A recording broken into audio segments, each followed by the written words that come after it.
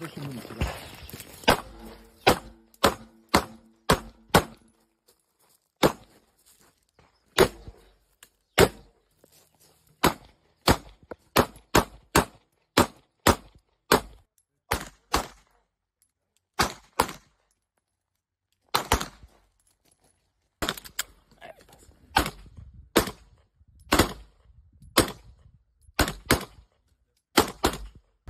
Време е да дадем голямата награда, предоставена от фирма Заримекс, която изтеглихме с томбула.